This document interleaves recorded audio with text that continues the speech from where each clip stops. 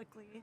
Whereas now I think streaming is a safer place. Like on Twitch, they have a lot of protections against bullying, and you can have your moderation team make sure everyone in chat is being kind to each other versus the early days of the internet, which was kind of the wild west. I did like just streaming the audio. That was really fun. It was less learning how to do lighting and video work. Streaming is very overwhelming now, but it is also very fun to learn all the new skill sets of learning how to set up OBS to do cool graphics or like have interactive. I would say streaming right now is way more interactive.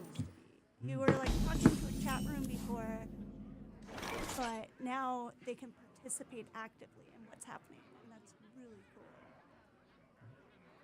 So it's definitely come a long ways, and I love it. And I think anyone can do it now also, which is amazing. Before, you did have to have a pretty solid internet connection, a pretty solid computer.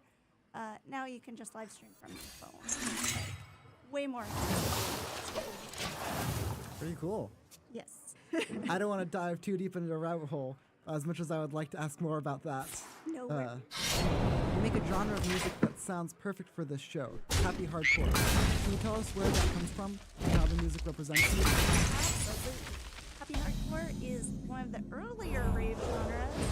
At first there was techno, there was acid house. There are all these newer genres being created as EDM was forming itself, and eventually happy hardcore was born. Rave music, there's this, we call it rave breaks or like hardcore rave.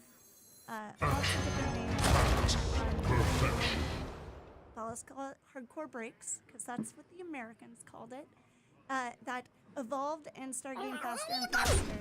And then break that like this prodigy, like everyone knows the prodigy. So that's kind of like the rave breaks. That would be like the most popularized person making that genre. Candle much lighter. Then we have this great divide where jungle music became a thing, which is Candle much if you don't know lighter. we're not going to spend this whole podcast talking about what jungle music is.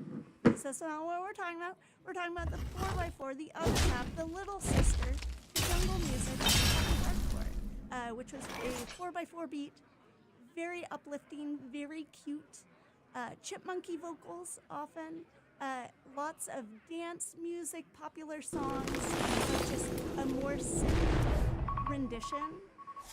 It was always uplifting, a little chaotic, and I find it so appealing because it was just boldly obnoxiously and fun and bright and happy, and that is what I want my life to be. Obnoxiously happy. And I think I relate so much to K hardcore and happy hardcore because they're so uplifting and just shameless. That's really inspiring, actually. The being obnoxiously happy. Yeah. I like that. I think people specifically go to raves and clubs to have fun. This is we want to enjoy ourselves and have that 10 minutes off of work. So having this music that is so joyous and you can be so silly and you don't have to worry about dancing cool, looking cool. You just get to lose yourself in the moment and have a lot of fun. And I think that Happy Hardcore is a great mascot and a great beacon of light for people that need that enjoyment. Incredible. You mentioned a lot of genres, and I was thinking about this as well. I would say that you exist in a very niche genre, like the mainstream is not heard of Happy Hardcore, or like a lot of these genre names. Do you play outside of Happy Hardcore?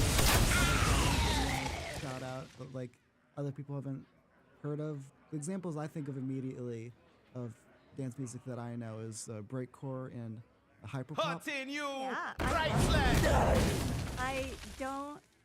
I play a subgenre that is very similar to breakcore called breakbeat hardcore, and I am actually on a record label that makes breakbeat hardcore. And breakbeat hardcore, I would attribute early rave music. Breakbeat hardcore was one of those founding early on before the jungle level was still like You will not come closer! And then breakcore definitely came out of hearing all these gabber sounds and these breakbeat hardcore sounds, and jungle sounds was just the purest form of chaos. And I love breakcore because it's insane. It doesn't require a lot of money to make. I think with UK hardcore and some of the newer EDM genres, it Hurting you! needs to be Priceless! so polished, and everyone wants it to be so professional and clean sounding, and for you to spend $10,000 on VSTs and have the finest, best gear. And breakcore is like, we don't care. Just like make it on whatever you have. You have Fruity Loops, let's go. You're gonna scream at a microphone? Yes, please. And I love to see what the kids are doing with hyperpop. That is also another one where like the mastering doesn't have to be perfect because it's about the vibe more than showing off your technical prowess. And it can be about the technical prowess also, but I don't think it is a point of entry that you need. You can just experiment and have fun. And I like those subgenres specifically because you can have so much fun. And jungle also can be really chaotic. We like a jungle music because it is a little avant-garde and you can be really creative with it. And I think that's what I like about all these subgenres is the creativity involved and the lack of snobbery, I guess. I like the point of entry is everyone. Everyone can come in. Everyone join the party. Everyone try it out. You deal with specific alternative culture.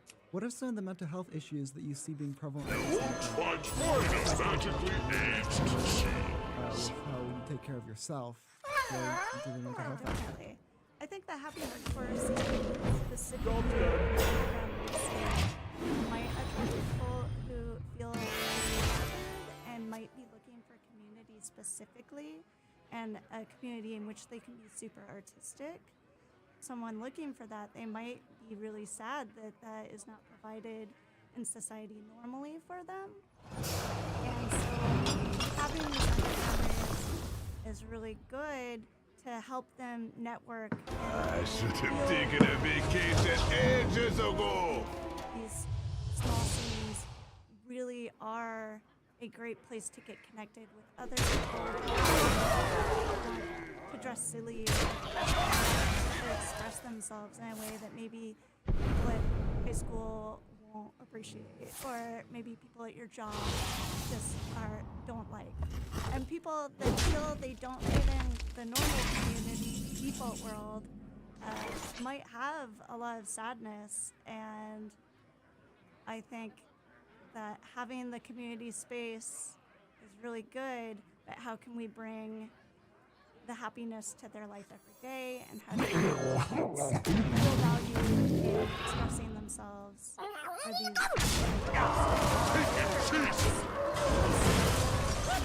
able to express themselves kind of authentically? It's kind of like when Burning Man people, they say, oh, I'm going home.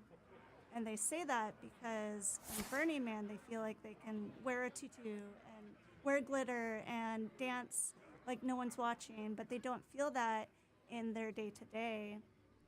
So I think definitely helping people with their confidence to live authentically is a big part of being part of the rave community. Obviously, folks can't hear what you're wearing. Can you help the audience envision your fashion for today? Why is it important to you to express yourself through fashion? Absolutely. The outfit of the day today is the Baby Discussion crepe skirt, which is like a full skirt with a petticoat. And it's navy blue. It has all these bears, and they're playing instruments. And the bears on the instruments have little like sweets around them. Because if you're a bear and you're gonna play instruments, you might as well do it around desserts. Duh. I'm wearing a beret that's purple. I have bright red hair. We're doing a lot of colors today. We're like, yeah, pop popping off with the cute colors. Got this pastel navy thing going. Every day if I can with fashion. I used to design a lot of clothing. I have less time to do that now, but I really like expressing myself artistically with clothing. I really like the Lolita fashion specifically because the effort that goes into the designs and the illustrations, I am very interested in illustrating and love to see What a what steal! like wearing a dress with so many different things on it, and just the tender looking into this fashion is incredible. It isn't fast fashion, is a garment that will last for 10 years. I've had a lot of these dresses for There is little over 10 time. years, and I care for them and love them like a little collection, like a little goblin collecting cute little dresses with bears on them. For me, expressing myself in fashion is just a way to feel comfortable. It makes me happy to see bright colors and to see cute little critters. And if you can do anything in your day to feel a little bit better, we might as well. Life is hard. Capitalism, be crazy. So We do what the living cannot. not hurting anyone is so important to lean in. You have to living your earned an life, eternity of torment. expressing yourself the way you want. Incredible. So true. Life be short. Yeah.